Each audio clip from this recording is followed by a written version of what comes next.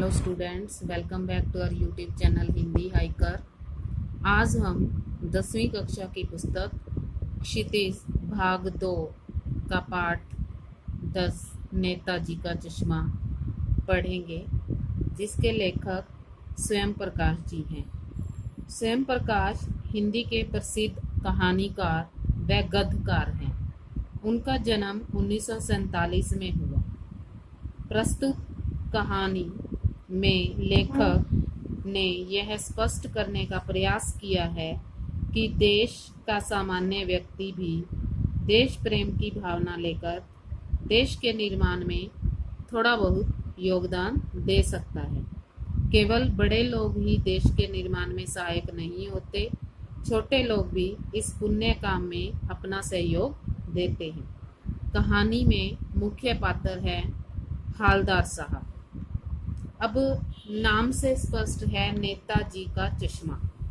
नेताजी शब्द एक जातिवाचक शब्द है वैसे तो, पर नेताजी यहाँ हमारे देश में किसे कहा जाता है? सुभाष चंद्र बोस जी को, तो ये व्यक्तिवाचक बन जाता है। तो नेताजी यहाँ सुभाष चंद्र बोस के लिए प्रयोग किया गया है। अब एक छोटे से कस्बे में सुभाष चंद्र बोस जी की मूर्ति और उसके एक छोटे से अंश के बारे में चर्चा की गई है इस पाठ में। स्वयं प्रकाश जी ने नेताजी की मूर्ति पर जो चश्मा है उसके बारे में इस पाठ में बताया है।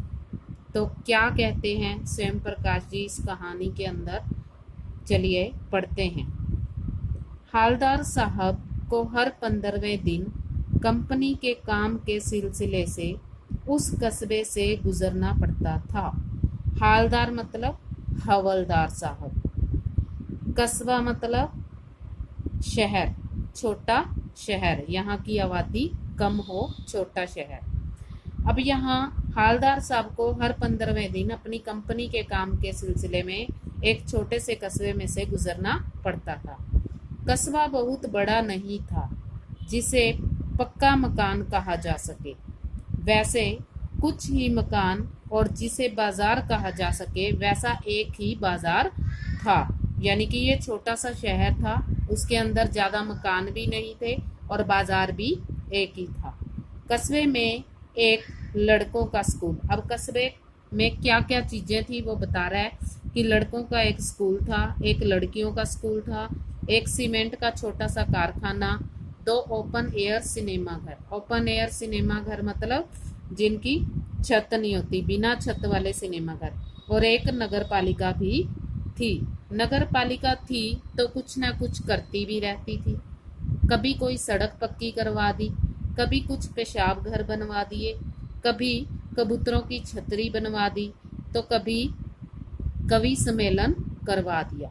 इसी नगर पालिका के किसी उत्साही बोर्ड या प्रशासनिक अधिकारी ने एक बार शहर के मुख्य बाजार के मुख्य चौराहे पर नेताजी सुभाष चंद्र बोस की एक संगमरमर की प्रतिमा लगवा दी। यह कहानी उसी प्रतिमा के बारे में है, बल्कि उसके भी एक छोटे से हिस्से के बारे में है। प्रतिमा मतलब मूर्ति।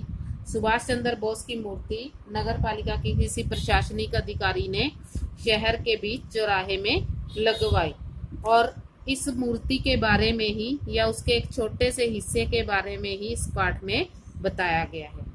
पूरी बात तो पता नहीं, लेकिन लगता है कि देश के अच्छे मूर्तिकारों की जानकारी नहीं होने और अच्छी मूर्ति की लागत, अनुमान और उपलब्ध बजट से कहीं बहुत ज़्यादा होने के कारण काफ़ी समय ऊहापोह और चिट्ठी पत्रों में बर्बाद हुआ। यानी कि किसी को जानकारी नहीं थी कि अच्छा मूर्तिकार कौन है, और ना ही ये पता था कि कितना खर्च हो सकता है। तो इस कशमकश, ऊहापोह मतलब इसके बारे में जो विचार किए गए, यानी कि ऐसा काम किया जाए या ना किया जाए, तो चिट्ठी पत्रों में बहुत समय निकल गया। और बोर्ड की शासन अवधि समाप्त होने की घड़ियों में, यानी कि बोर्ड द्वारा जो समय दिया गया था इस मूर्ति को बनाने का, वो समाप्त होने वाला था। तो क्या किया इन्होंने, किसी स्थानीय कलाकार को, जो वहाँ का रहने वाला कलाकार था, उसे अवसर देने का निर्णय किया गया होगा। अब ये सोचा जा रहा है कि ऐसे ही किया गया होगा, ऐसा फैसला ही लिया गया होगा। और अंत में कस्बे के इकलौते हाई स्कूल के इकलौते ड्राइंग मास्टर मान लीजिए मोतीलाल जी को ही यह काम सौंप दिया गया होगा। यानी कि जो मूर्ति की हालत थी, जो मूर्ति वहां लगाई गई थी, तो उसको देखकर ये विचार किया जा रहा था, आइडिया लगाए जा रहे थे कि ऐसा ही हुआ होगा। वहां के किसी ड्राइंग मास्टर को ही ये मूर्ति बनाने के लिए दे दी गई होगी, जिसका नाम था मोतीलाल, जो महीने भर में मूर्ति बनाकर पटक देने का विश्वास दिला रहे थे। पटक देने का मतलब उसको तैयार कर देंगे वो महीने में ही। जैसा कि कहा जा चुका है, मूर्ति संगमरमर की थी, संगमरमर पत्थर की मूर्ति थी। टोपी की नोक से लेकर कोट के दूसरे बटन तक, यानी कि सिर से लेकर कोट के दूसरे बटन तक कोई 2 फुट ऊंची, जिसे कहते हैं बस्ट। अब देखो, ये आदि मूर्ति बनाई गई थी और जिसे कहा जाता है बस्ट। सुंदर थी, नेताजी सुंदर लग रहे थे, कुछ मासूम और कमसीन, यानी कि भोले और सुंदर दिख रहे थे फौजी वर्दी में।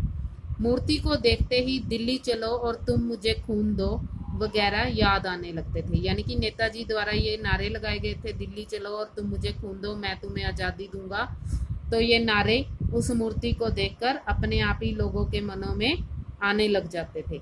इस दृष्टि से यह सफल और सराहनीय प्रयास था। सराहनीय मतलब प्रशंसा करने वाला प्रयास था। केवल एक चीज की कसर थी, कसर मतलब एक ही चीज की कमी थी, जो देखते ही खटकती थी, यानी कि जो देखते ही लोगों को बुरी लगती थी। नेताजी की आंखों पर चश्मा नहीं था। सबसे बड़ी बात क्या थी कि नेताजी की जो मूर्ति बनाई गई थी उस पर चश्मा नहीं लगाया गया था। यानी चश्मा तो था लेकिन संगमरमर का नहीं था। कहने का मतलब वो मूर्ति के अकॉर्डिंग पत्थर का बना हुआ चश्मा नहीं था और ओरिजिनल चश्मा था। एक सामान्य और सचमुच के चश्मे का चौड़ा काला फ्रेम मूर्ति को पहना दिया गया था। हालदार साहब जब पहली बार इस कस्बे से गुजरे और चौराहे पर पान खाने रुके, तभी उन्होंने उसे लक्षित किया। लक्षित किया मतलब उन्होंने चिन्हित किया, उसकी तरफ देखा, उसे नोटिस किया और उनके चेहरे पर एक कौतुक भरी मुस्कान फैल गई। कौतुक भरी मतलब शरारत भरी। वाह भाई, यह आइडिया भी ठीक है। मूर्ति पत्थर की लेकिन चश्मा रियल। वो कहते हैं कि ये विचार भी ठीक है कि मूर्ति जो है पत्थर की है पर चश्मा जो है वो ओरिजिनल है, असली है। जीप कस्बा छोड़कर आगे बढ़ गई, तब भी हालदार साहब इस मूर्ति के बारे में सोचते ही रहे और अंत में इस निष्कर्ष पर पहुंचे कि कुल मिलाकर कस्बे के नागरिकों का यह प्रयास सराहनीय है। सराहनीय ही कहा जाना चाहिए, यानी कि प्रशंसा योग्य प्रयास किया है यहाँ के शहर वाले लोगों ने। महत्व मूर्ति के रंग रूप या कद का नहीं, उस भावना का है, वरना तो देशभक्ति की भावना आजकल मजाक की चीज होती जा रही है।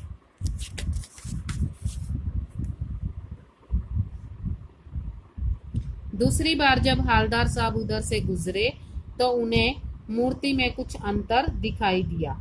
ध्यान से देखा तो पाया कि चश्मा दूसरा है। अब चश्मा बदल दिया गया है। देखो, पहले मोटे फ्रेम वाला चौकोर चश्मा था, चौकोर मतलब 4 कोनों वाला। अब तार के फ्रेम वाला गोल चश्मा है। हालदार साहब कौतुक और बढ़ा, यानी कि उनकी हैरानी और बढ़ गई।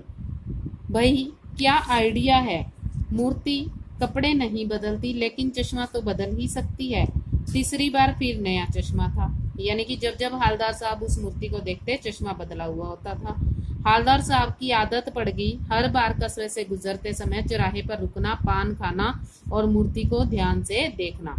एक बार जब कौतूहल दुर्दमनीय हो गया, यानी कि अब उनका जो हैरानी थी वो असहनीय होगी अब उनसे, यानी कि अब उनसे पूछे बिना रहा नहीं गया।